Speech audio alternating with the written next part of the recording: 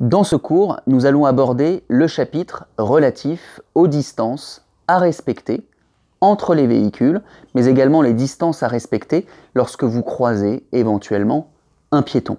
Nous aborderons également aussi tous les calculs qui vous permettent de déterminer les distances d'arrêt, les distances de sécurité et autres.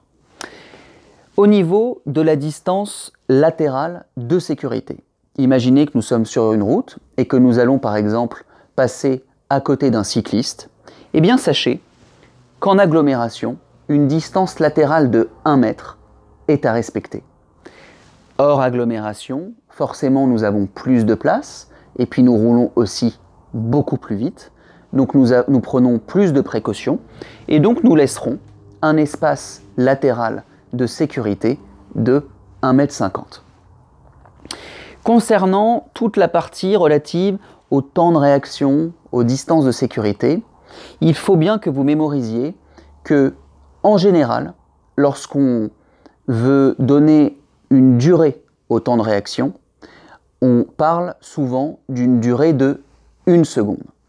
Un individu normal, en bonne santé, mettra en moyenne 1 seconde pour réagir face à un problème lié à la circulation. Imaginez que je conduise, hop, il y a un piéton qui sort entre deux voitures. Généralement, mon cerveau va prendre 1 seconde, va mettre 1 seconde pour comprendre qu'il faut que je m'arrête hyper rapidement. La distance de sécurité, elle, on a l'habitude de dire qu'il faut laisser un espace de temps de 2 secondes entre deux véhicules. Imaginez que je suis sur l'autoroute, par exemple, et que je suive un véhicule. Eh bien, ce qui est important de faire, c'est de prendre un repère sur le bord de la route. La voiture qui me précède passe à côté, je commence à compter dans ma tête. Et ce qu'il faut, c'est que quand j'arrive à ce même repère, il ne faut pas qu'il y ait eu moins de 2 secondes écoulées. Ça vous permet d'être à peu près rassuré quant au fait que la distance de sécurité est suffisante. Je précise également que la distance d'arrêt, pour ceux qui ne le savent pas, est l'addition entre la distance de réaction et la distance de freinage. Un petit schéma ici qui récapitule la chose. La distance d'arrêt, c'est la distance totale. Imaginez que je roule, hop, il y a un élément nouveau dans la circulation. Le temps que je réagisse, c'est ce qu'on appelle la distance de réaction. Elle dure à peu près 1 seconde. Ensuite, je vais actionner les freins.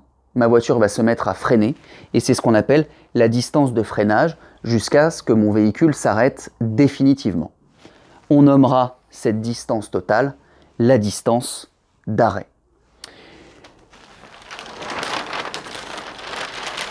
Comment calculer justement ces différentes distances?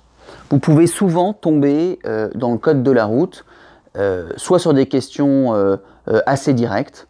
On vous donne une vitesse et vous devez de calculer la distance de sécurité ou la distance d'arrêt, ou bien des questions un petit peu plus pointues où on va vous dire « je circule à telle vitesse, le véhicule devant moi, la distance entre guillemets qui me sépare du véhicule devant moi est de tant de mètres, est-ce que cette distance de sécurité est suffisante ?» Pour savoir quelle réponse choisir, il faut que vous sachiez calculer la distance de sécurité. C'est ce qu'on va vous apprendre tout de suite. La distance de réaction, elle dure, on sait que c'est 1 seconde, mais pour calculer la distance en mètres, c'est très simple.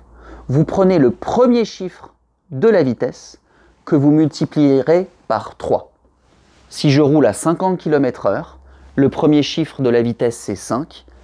5 fois 3, ça fait 15 mètres. Je vais mettre à 50 km/h en moyenne 15 mètres pour comprendre qu'il faut que je freine. Au niveau de la distance d'arrêt, de la même manière que pour la distance de réaction, on prend le premier chiffre de la vitesse, et bien pour la distance d'arrêt, on prend à nouveau le premier chiffre de la vitesse. Sauf que au lieu de le multiplier par 3, nous allons le multiplier par lui-même. Il sera multiplié au carré. Même exemple, à 50 km/h, j'isole le chiffre 5 que je multiplie par lui-même, 5 au carré, ou 5 fois 5, ce qui fait 25 mètres. La distance d'arrêt totale, distance de réaction plus distance de freinage, à 50 km/h, fera 25 mètres. Et dernier élément important et qu'il faut savoir calculer, la distance de sécurité. La distance de sécurité, c'est le premier chiffre de la vitesse multiplié par 6. 50 km/h, on isole le 5, on le multiplie par 6, ce qui fait bien 30 mètres. Ce qui est logique. Souvenez-vous, on a dit que le temps de réaction, c'était à peu près 1 seconde, et que la distance de sécurité en durée à laisser entre deux véhicules, c'était 2 secondes. C'est donc le double. Alors qu'on multiplie par 3 pour la distance de réaction, eh bien on multipliera par 3 fois 2, comme c'est le double, c'est-à-dire fois 6, pour la distance de sécurité. Un petit élément mémotechnique. Sécurité, ça commence par un S. 6, ça commence par un S. Quand on vous demandera de calculer la distance de sécurité, il faudra multiplier par 6. 6 fois 5, dans le cas d'une vitesse à 50 km/h, ça fera 30 mètres. Deux petits exercices pour nous assurer que vous avez bien compris. Nous roulons à 40 km/h et la distance qui me sépare du véhicule devant moi est de 20 mètres. Est-ce suffisant? Là, vous êtes d'accord, on vous parle de distance qui vous sépare du véhicule avant vous et de votre véhicule. On parle donc de distance de sécurité. Sécurité, ça commence par un S. Je sais que le calcul impliquera une multiplication par 6. Si je roule à 40 km/h, j'isole le premier chiffre, à savoir le chiffre 4, que je veux multiplier par 6. 4 fois 6 égale 24. J'ai une distance de 20 mètres entre nos deux véhicules. Or, 20 mètres est inférieur à 24 mètres, c'est-à-dire que ça n'est pas suffisamment prudent. On prend des risques au moment où on laisse une distance de 20 mètres. Est-ce suffisant? La réponse est non. Il faut au minimum laisser une distance de sécurité de 6 fois 4, 24 mètres. Pour la deuxième question, quelle devrait être la bonne distance de sécurité? Nous venons de le dire, 24, 6 fois 4, 24. Et est-elle bien supérieure à la distance d'arrêt? La distance d'arrêt, nous avons vu que c'est le premier chiffre multiplié par lui-même. Si je roule à 40 km/h, le premier chiffre multiplié par lui-même, ça fait 4 fois 4, 16.